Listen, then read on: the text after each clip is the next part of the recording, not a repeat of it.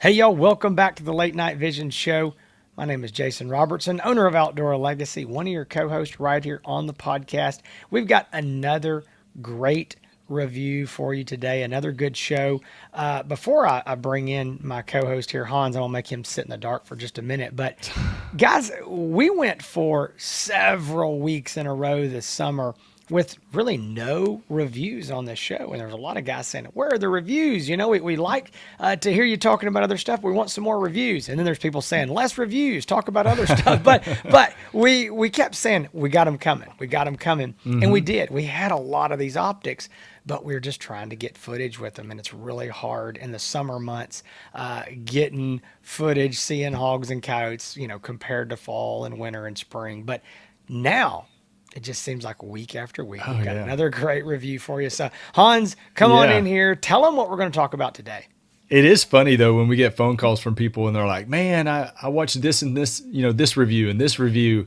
And they're like, I'm not even looking for a scope, and I'm watching the reviews. I'm looking for monocular, but I just like watching the reviews. And you and I are like, it's nice that people watch that, but there's no way I could sit through a video that I'm not interested in buying. But we definitely appreciate it. I'll tell you that. So this is the full review. This episode, the full review of the brand new Pulsar Telos XL50. This is not a normal review. It is a 1024 thermal monocular review, and we're going to tell you the ins and outs. A lot of people sitting at home, they want to know how this compares to some of the other models, the Pulsar Telos models. We're going to talk a little bit about that. We're going to show a lot of video as we always do. But if you want to talk to us individually, you can. A lot of people like, hey, I'm waiting on this review. And you say this all the time, Jason. I'm waiting on this review. I'm waiting on this review. Man, I can tell you right now, you can pick up the phone and pretty much get a voice to voice. It's not face to face, but you can get an in-person review over the phone if you're looking to buy an optic and you want to buy it from Outdoor Legacy. And there's an optic that you either have seen a review of that we've done, or maybe you haven't. Call us. We can give you some, perspective that maybe didn't come out on the show. Maybe we have some more information that we can talk about. It doesn't matter, but make sure you call us if you want to buy that optic. And you can do so at 877-350-1818, outdoorlegacygear.com. If you want to buy it, and you want to buy it from Outdoor Legacy, because that's a big thing. If you want to buy it from us, there's a lot of choices out there, a lot of good choices, and we hope that you think that we're one of them. But Hans made a good point there, and I do say that all the time. Guys like, hey, when are you going to review XYZ? And I'm like, listen, we've already got it. We've had it for a month and a half. We know all about it. If you're going to buy it from us, you want to call us, man, get a one-on-one. It's way better than watching this, because we're going to tailor that conversation to your specific needs. We're going to ask you how you're using it and whatever. So anyway, call us. Glad to help. Watch this and then call us. That's right. So let's roll into this. I'm going to make this as brief as I can. A brief history of kind of where we're coming with these 1024 optics. This is a big deal, guys. I should have looked back. I don't know when the first 1024 came from Pulsar. It was the merger XL50, which was their binoculars, some point last year. Right, Hans? It was that SHOT Show. Was it SHOT Show of... I don't want to say. Yeah, because I remember there being there, and we walked up. Some point last year, they had their first 1024. Was the binoculars. They're still out. They're still fantastic, very popular. And they're $79.99, $8,000. Then they came out with the Thermion XL50 laser rangefinder. It's a thermal rifle scope. It too is $79.99, $8,000. So awesome. We got binoculars. We got a LRF scope. Now we've got a handheld, a single eyepiece monocular handheld, in the same 1024 high resolution. And we want to make a big deal about it because Hans and I have been doing this a very long time, and it's been 384 and 640 resolution, 384 and 640 resolution all this time. And now we are seeing this improvement and this technology, this new technology, as we're seeing 1024s more, even from other brands coming, and 1280s. And guys, it is really exciting. And what this is going to do is it's going to push down the prices of 640 and 384, and those qualities still get better. So here's an example right here.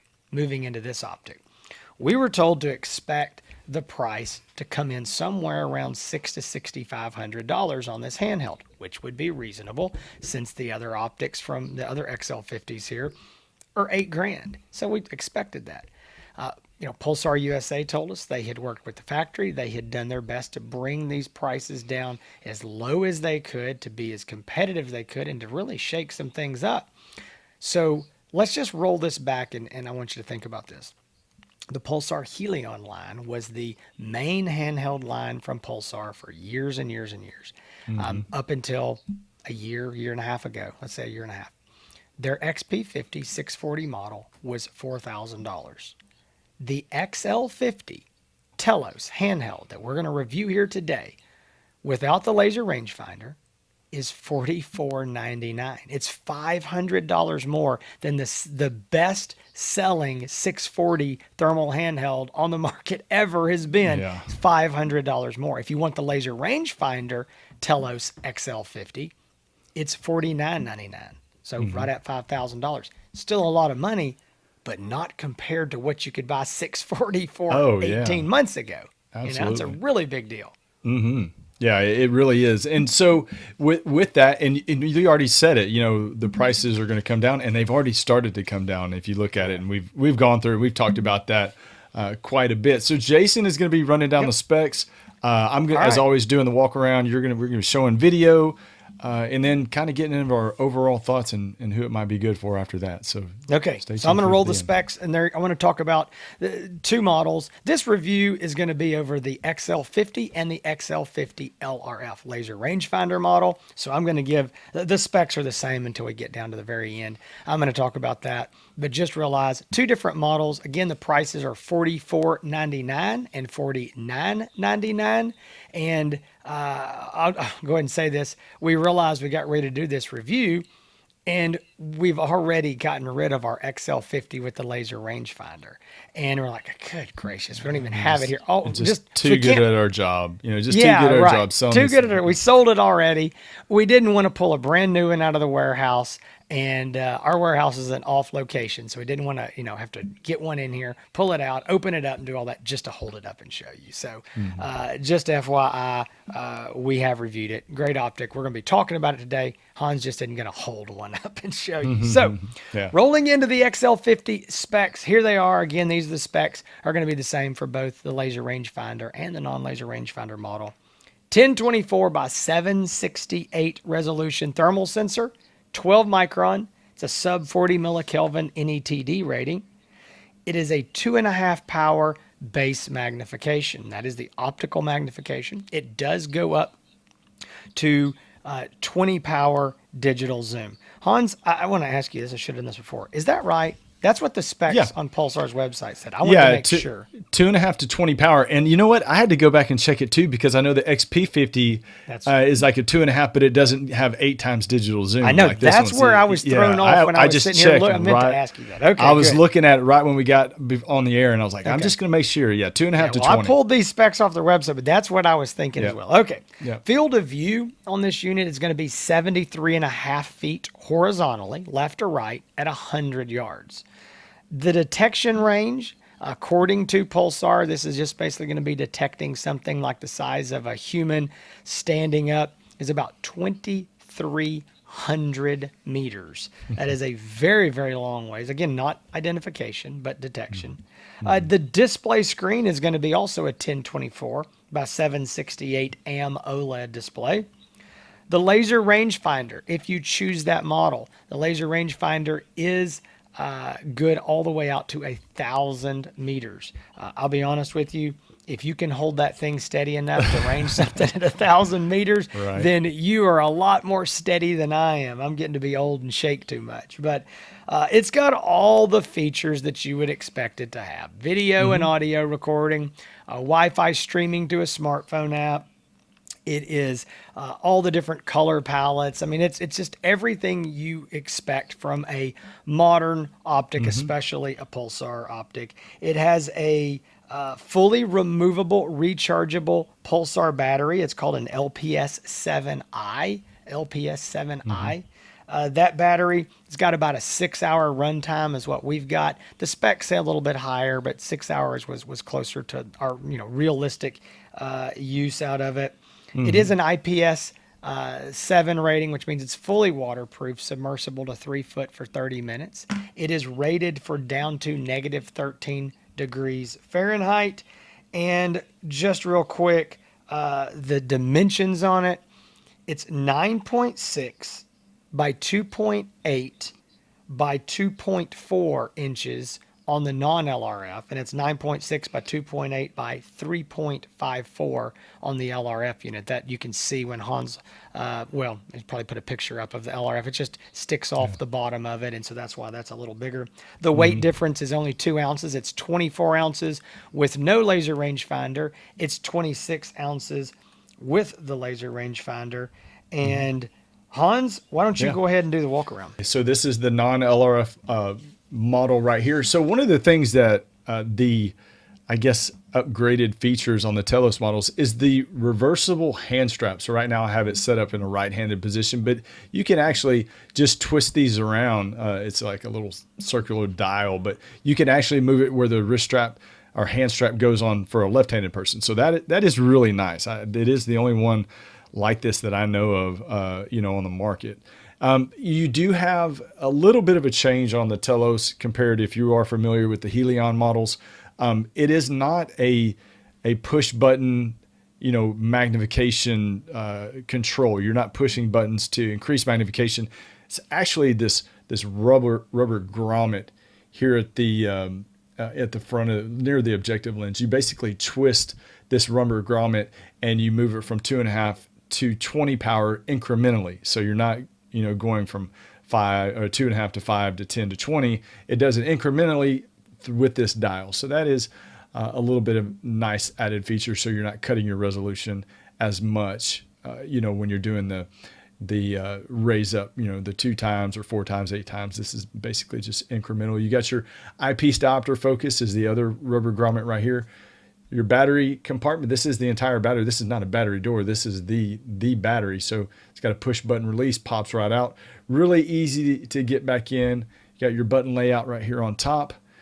And one thing, surprisingly, Jason, that we get a lot of phone calls about, the non-LRF model does have a tripod little screw port right here in the bottom. So you can mount this on a tripod. A lot of people ask about that. But yes, the non-LRF model you can mount on a tripod. Now, I'm going to put you on the spot. The laser rangefinder model does not have that same screw port at the bottom. It has like a different little piece that you have to have. So yeah, I think that there's a piece that is available that Pulsar USA, they didn't have it at first. Yeah, I think they have it now. Okay. And it's basically some type of adapter that goes around there and you can put it on there. Yeah. Honestly, we haven't even seen it because we haven't had a demand for it. There's been a few people ask way back, but not really anymore. But yeah, there is an option, I believe, to put that on there if you want. So other than that, you got your USB port kind of hidden under here, right here on this hand strap. But eyepiece diopter focus rubber eye cup that is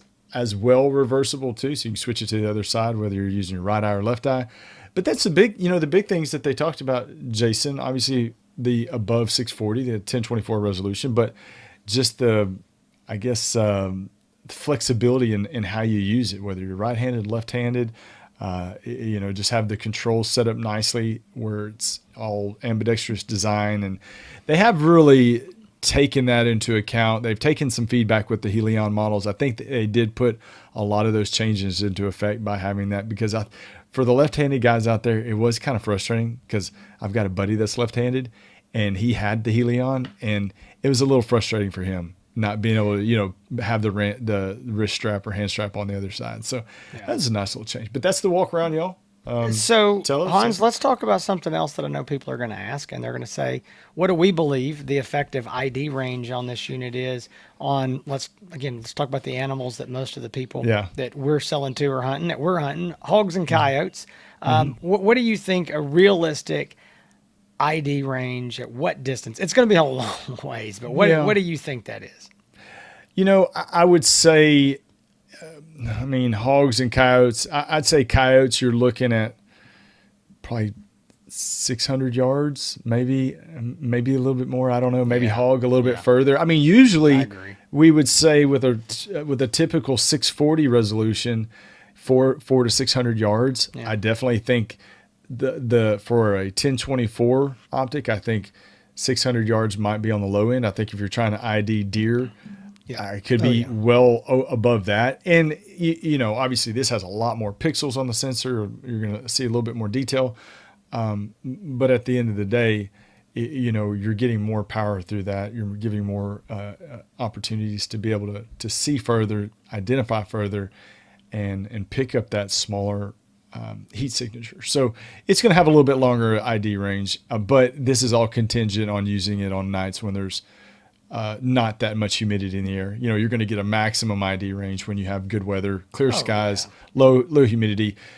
Any humidity or high level humidity is going to affect any picture image of any thermal. But yeah, I mean, let's say 600 to 800 yards. Larger Yeah. animals going to be more towards 800 yards. Smaller animals are going to be closer to 600. That was a very long answer to your That's a very question, long Jason. answer. So let's move on. I know that people are going to want to know the comparison, how we think it compares to the 640, like the XP50. I want to get to that.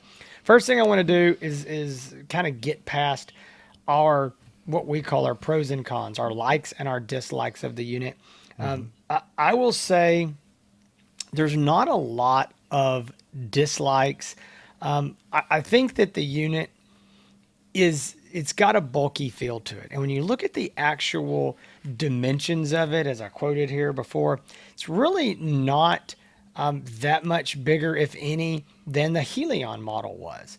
Right. But it feels like it. There's something about, you think that round would feel smaller than square like the Helion was, but for some reason it feels a little bulkier in my hands. Yeah. So it is a full size monocular. Again, if you're looking for something really small, lightweight, compact, you're going to need to step down to something like the Pulsar Axions. But if you're wanting the best image quality you can get, it's generally going to be in the full size monocular. And I'm just going to say this here real quick. Right now, that's basically true across all brands. Okay, if we move to other brands and look at their units, the best image quality is in the biggest handhelds. No one has magnification and amazing image quality in the little bitty tiny units yet. So that's something that, maybe we're working towards down the road. So again, it's a little bulkier. I know a lot of people want to wear something, wear their monocular around their neck or stick it in a coat pocket, and you can do it. It's just a little bigger. One thing that I like, and I'm going to put this, and this is going to be my segue. I'm going to say it's a like and it's a dislike. And this is the zoom ring on the front of it. And here's my dislike. My dislike is I feel like sometimes it takes me longer to reach up there and twist that with another hand than it would to use one hand and press the button and just go, 2.5 power, 5 power, 10 power, 20 power back to that. That's really quick. Boom, boom, boom, boom. And I feel like twisting that sometimes is kind of a pain. I don't know. Sometimes. Now I'm being, I'm being really, like specific and looking for things that, I don't know. Now, there is one more thing about the zoom ring that I kind of don't like, and it's again my fault. And the more you use this, which by the way, the Telos is what Hans and I've been using a lot. I mean, as our personal handhelds with the XP50s and now the XL50s. I've gotten more used to it and kind of trained myself, but I'm bad about reaching up there in the dark trying to focus, but I'm Yeah, I was gonna grabbing the say. zoom. I'm saying I was going to say the same thing. Saying, And, definitely. I mean, they're side by side, and if you think about it and you're prepared, you won't do that. But I'm bad about boom. Oh man, I'm zooming. I don't want to zoom. I want to focus, or vice versa. And so, I think that's a little bit of an annoyance. Now, I'm going to segue this, and I'm going to say the zoom ring's kind of cool. Okay, what is nice about it is that instead of in the old days of the other models going 2.5, 5, 10, 20, or having to get into some of the optics have the option of getting into the menu and like then press this button, now press this button. Now you can go up and down in smaller increments. This is really quick. You reach up there and you're just making very small incremental zoom changes. Sometimes I want to go from 2.5 to 3, not 5. I just need a little bit of magnification. And so I do like that. I think that is a pro with the zoom ring. I also want to say that this is the way the Teloses work. And I don't know that I've talked to one single person who's had anything bad to say about it. And I just spent 3 minutes complaining. So I do think that I am being a little critical, but I want to just call them like I see them. And Hans, I know you and I've talked about that, and it's something that we see. Yeah. So I think there's pros and cons to that. Yep. Hans, I want to redeem myself with something else positive, but do you have anything else to add to the net dislikes? Or the only thing, and I didn't even mention it to you, but I wanted to make sure to bring it up. So if you see this battery compartment right here, and some people have asked, and they want to make sure that theirs is the same way. And this isn't just for the XL50. This is for I think just about all the Teloses that I've seen. The battery is not flush with the unit itself. It sits up just a little bit. That doesn't mean it's yours is not working. It doesn't mean it's wrong. Doesn't mean it's defective at all. It does not, and obviously it was not designed to sit flush within that battery compartment. But what I have done, Jason, I don't know if this has happened to you. A couple times I have crammed this thing in my pocket, and when I did that, my pants hit that lever or whatever, that little lever right there, and it has released that battery while I've been out. So it's kind of had that. Released itself. Well, I typically don't, but if I'm stocking up on tighter than mine. way tighter, way tighter. I think if when I'm stocking up on a hog and I got to put the monocular somewhere real quick, I just kind of shove it in my back pocket. And when I do, back pocket kind of catches that little release and it pops that battery out a little bit, enough where it won't come on until I push the battery back in. But that's it. Yeah. If your battery's not flush, that doesn't mean it's defective. Yeah, and I don't want to. I'm sure our friends at Pulsar in Europe or somebody's going to watch this and let us know. But from what I kind of gather, looking at it, is I think that there's maybe an O-ring or some sort of a sealant there that you're pushing in, and that's what's making it waterproof, and it's got pressure against it, and that's why it's not quite as flush as you'd think it would be. But it's the waterproofing. Yeah. So. All right, moving on. Let's talk about some positive stuff because there's a lot on this. There's way more pros than cons, way more likes than dislikes. I'm gonna just run down some things real quick, and then we can start talking about the optic. And Hans, jump in here when I'm done if you got anything. Do like the hand strap. First of all, anybody who is a frequent viewer or listener of this show knows that I believe every single thermal handheld needs a hand strap. Period. You don't have to use it. You can take it off if you don't want it. It needs it. It makes using a handheld, the experience all night, way better. So glad this has got a really nice padded, adjustable hand strap. But as Hans said, the fact that you can switch it over. I'm not left-handed. It's not for me. But there are a lot of guys who are, and I've seen guys in the field. I feel very bad for them when there's this beautiful hand strap over here on the right side and they can't use it if they're left-handed. So I do like the way, and they made it so easy. You don't have to take the hand strap off. You just literally roll it over to that side. That's awesome. That is the kind of thing I expect from Pulsar. It is above and beyond. It's simple. It's easy. It's stylish, and it works. Man, that's a commercial. I ought to do a commercial. Yeah, exactly. Right. Yeah. So the image quality, obviously great. We're going to talk more about that. Excellent battery life, fully removable, rechargeable battery. Fit and finish. Now, guys, that's something that you expect from a Pulsar, that you're going to get from a Pulsar, and you're going to get it in this unit.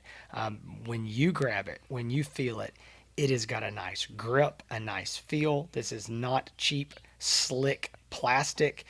When you touch this unit, you know it's very nice, very well built, and it's what you're expecting, not only from Pulsar, but when you're spending this kind of money and you're getting it. So I really, really like that.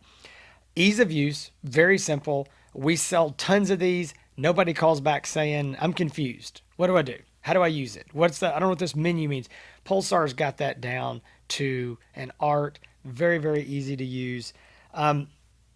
there's two more things, Hans. One of these I want you to talk about because I know you are big on this. But the first thing I want to mention is the brightness and the contrast controls. No one, in my opinion, offers the small sensitivity in controls that Pulsar allows with their brightness and contrast. You've got 10 settings, but each one is a very small incremental change from 1 to 10. And is it still 1 to 10 or did it go to 20? Now that I'm saying that, I'm questioning myself. But either way, whatever it is, it's very small incremental.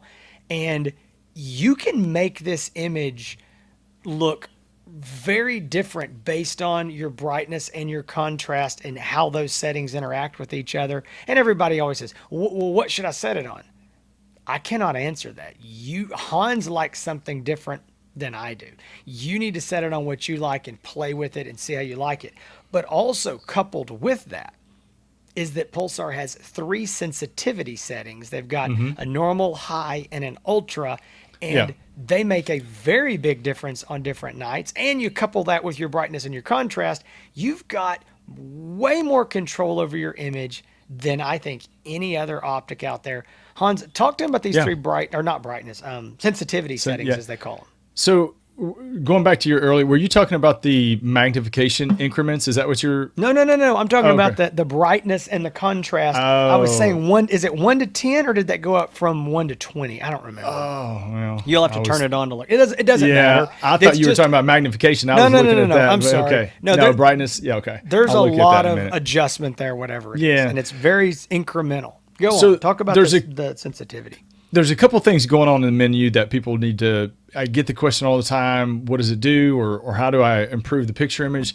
First of all, there's something in the menu called smoothing filter. And people are like, well, what does that mean? Basically, what you can do is you can turn the smoothing filter on to give you a softer image, or you can turn it off to have more of a hard contrast, more of a sharper picture image. Now, some people are like, well, I'd rather have the sharper image. Well, some people prefer a little bit of a softer image. I actually like a soft image. I think most of the time I run it with the smoothing filter on as opposed to off because when you have it off, the smoothing filter off, there's kind of a hard contrast there. Anyway, you can toggle that back and forth. What I do is recommend going out at night. I don't try it in your house, but going out at night, looking at a target, turn it on, turn it off, see what you like better, and you'll be able to figure out, what your preference is, hard or a softer image through the eyepiece. Now, in the menu also, they are, I guess, what they're calling viewing modes. Is that what they call it, or sensitivity settings? They call it sensitivity settings. So in the menu and at the bottom of the screen, you'll see an N, an H, and a U, and a lot of people don't know what that does. When they first changed it, Jason, you and I were like, what the heck are these? And we actually found out from our good buddy Ludus over at the Pulsar factory. So that stands for normal, high, and ultra. And if you are like me, you turn something on and you have a choice between normal, high, and ultra, you're going to put it on ultra. And that's ultra. I want ultra. It's like ultra, turbo, baby. Right? Crank it up. That's what I want. If it's an option, I want to do it. Well, that we got quickly corrected. That is not right, and you shouldn't do that. And rightly so. Once we figured out what it was, now we know what it does. So N stands for normal. That means when you're operating this monocular in normal weather conditions at night. That means if you can go outside and it's a dark night and you can see stars in the sky, you can see the moon, it's a clear night, the humidity is normal, not, unseasonably high. You can go out on a summer night and it's humid, but it's not like unseasonably humid if it's a clear night. Anyway, so if you go out, clear night, you can see the moon, run it in normal. If you go out at night, there's some clouds, maybe partly cloudy, maybe a little bit of elevated humidity, then you might put it into the high sensitivity setting. And then ultra is really only for nights when it's super cloudy outside. Maybe it just got done raining. Maybe it's about to rain. Maybe it's just really, really muggy, high humidity levels, then you'll want to put it in ultra. But normal, high, and ultra, and those, it will really make a big difference and a big effect on what the picture image looks like. And if you're not running it in the right mode, it's not going to look as great as it would unless you got it in the correct mode. So that's something to keep in mind when you're And running what it. I want to say on that, Hans is exactly right. But you can't necessarily call us or anybody and say, okay, what's the right mode? You've got to look at it. And there is a very high probability that you might put it on the quote wrong mode and like that. So Right. you need to run it what you Oh, yeah. think looks best to you. And again, there's so much. It's like black hot and white hot and who like red hot and what do you like and what I like. Hans and I like something different. So Yeah. you need to test all those. Hans is exactly right though on when those different modes are intended. But if you like ultra all the time, run it on it. Do what you like best. Hey, I want to move on. I know we're going long. We still got a lot to cover. I want to mention one more quick thing that's in here, and this is something that I think some people are going to love. Some people are probably going to be whatever. I think it's called haptic feedback, and essentially you can turn this off or on in the menu, and it allows you when you press buttons that it has a very soft vibration. You can feel it in the optic, so it kind of lets you know you're pressing the button. It's kind of like feeling your phone vibrate when you get a text or when you're texting with the sound on and you hear the tick tick tick tick tick tick. It's that same kind of, you're getting that feedback. It's not necessary. It doesn't help necessarily, but you feel it there. That is an option. I've never seen this in any thermal optic before. It's kind of cool. It doesn't bother me. I don't dislike it, but you can turn it off if you don't want it. But it is in these units. I think that's pretty neat. But hearing you describe haptic is like listening to an old man describe Wi-Fi and his computer connecting to Wi-Fi or something. I'm getting to be an And, old and the man. thing So and the thing is, you could not describe it or I could not describe it any better than you've already described it. So just waiting we're on both our old. senior citizen coffee. Yeah, exactly. All right, let's move on. Hans, I want to talk about who this unit is good for. Yeah. I've got some thoughts on that, but I also Okay. think we need to compare this because there's a lot of guys out there right now that are running the most popular Helion ever made, which was the XP50. There was the Helion Right. XP50, the Helion 2 XP50, the Helion 2 XP50 Pro. Then we came out with, we have the Telos XP50, and now we have this XL. It is the first one that is a 1024. So there's thousands and thousands of guys here in the Right. country that have the XP50s, and they're wanting to know, do I need to upgrade? Is it worth the upgrade? Should I upgrade? Is it better? What do you say to that? I think the answer is yes, it's better, and I don't think that would surprise anybody. That answer I don't think is just Sure. controversial. The question is how much better, and that's where people want to know: is it worth me getting rid of my monocular, selling it, and then coming back and buying a new one? Is it worth the whole process and money and time? And I think that's really up to you. I would say, like we say, Jason, with any optic or whether it be a scope, a monocular, a Pulsar, or another brand, if you like what you have and what you have is working for you, then the most, the best thing to do is just to keep what you have, unless you are bored with it, you want something new, or you got $4,500 burning a hole in your pocket. But I would say if you like the Helion Pro, if you like the Telos XP50 Pro, and it works for you, and you're like, man, how can it get any better than what I've already got? Well, it can get a little bit better. The XL50 is definitely that optic. It is a little bit better picture image than what you have already. But if you like the Helion 2 XP50 Pro, if you like the Telos, I would say keep it until you keep it until you know that you need something else, and then you can upgrade and get this. But if you don't have, a newer Telos or a newer Helion monocular, and you're looking to upgrade to a 640 or even a 1024, Yes. it is a big upgrade, a huge upgrade from a 384, y'all, and it is a big upgrade from most other 640 monoculars on the market. That's not a testament to say, man, this just isn't night and day difference better than the Helion or the Telos XP50. That just tells you how great those two monoculars were as well. But this is a step up in a little bit of a step up in picture quality. It gets you a little bit further identification range. But when people ask about it, when you say the Helion, when you say the Telos XP50, you're going to have, a 500-yard ID range. They expect a 1024 to have 1,000-yard ID range. Right. And that's not going to be the case. Just realistically, it's an improvement, but it's not like double the picture image. I don't want y'all to think that at all. So I think you hit the nail on the head there.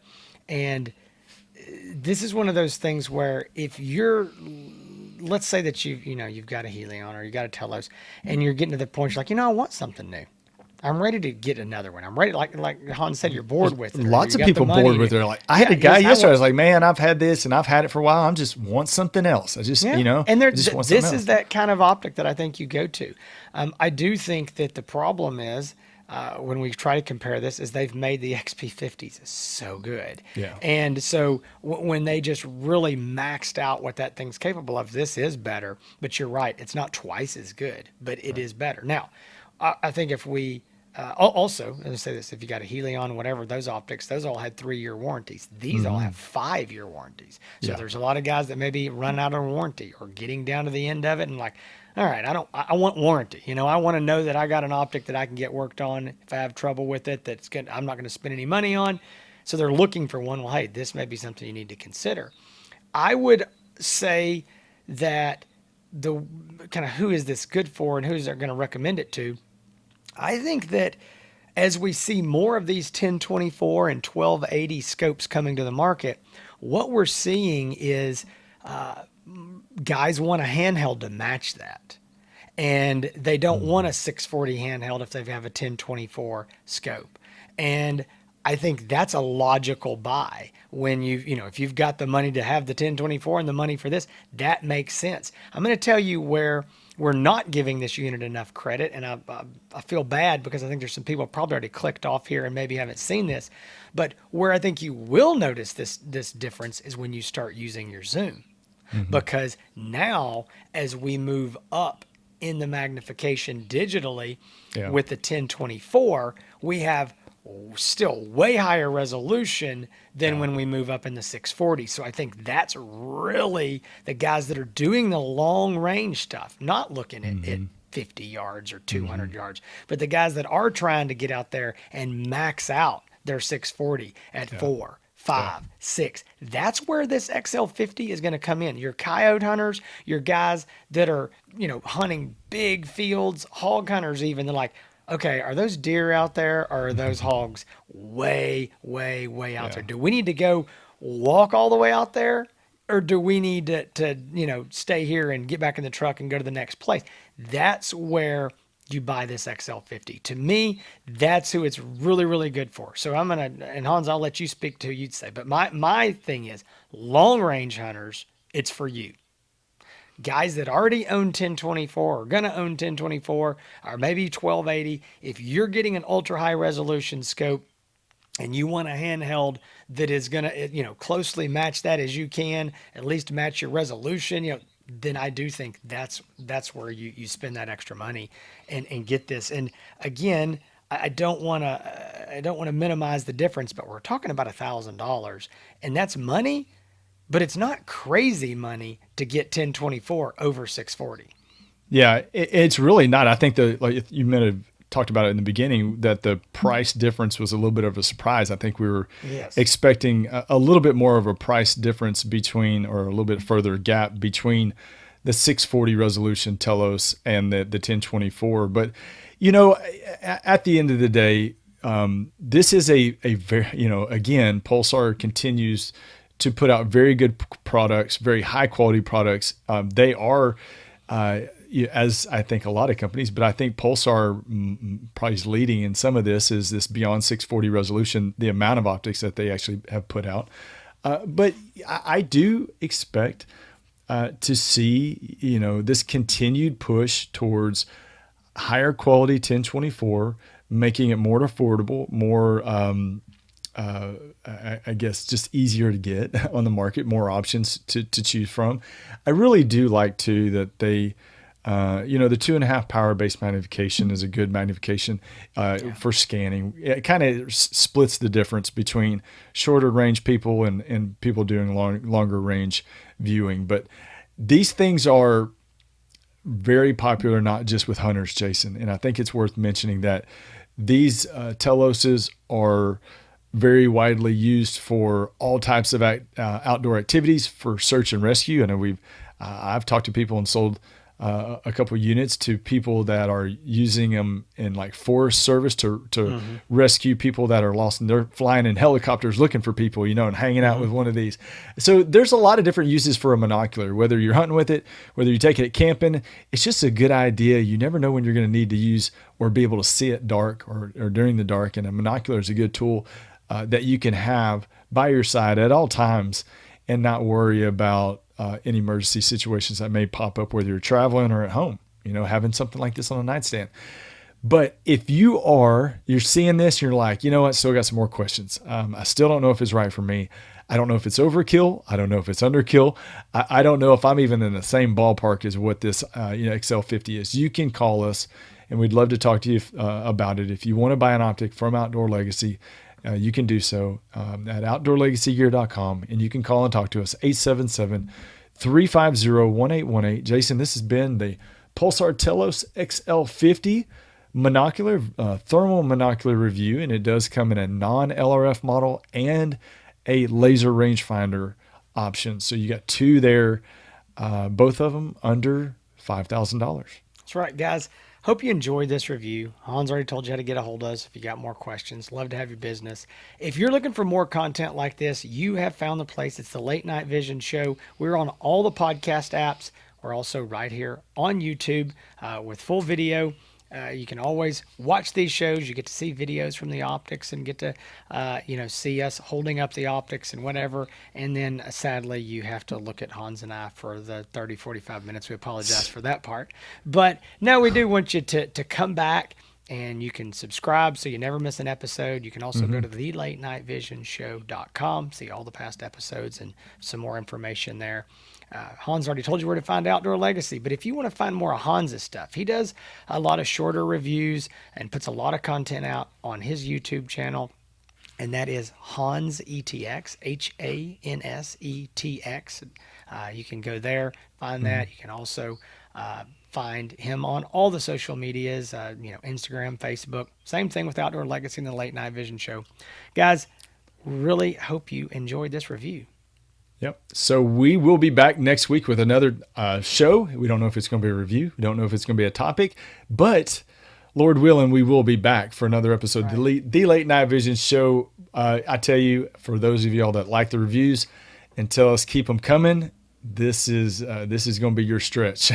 We've got several of them due. We got Jason has sent me piles, y'all, of new optics to look at, to test, and I don't even know where to start. I'm sending you 5 more tomorrow or the next day, so get ready. There's people out there that are like, Hans is the luckiest guy in the world, and I do agree, but I also feel overwhelmed at times. There's a lot to look, and that is a lot of nights out in that heat. But anyway, y'all, we'll see y'all soon.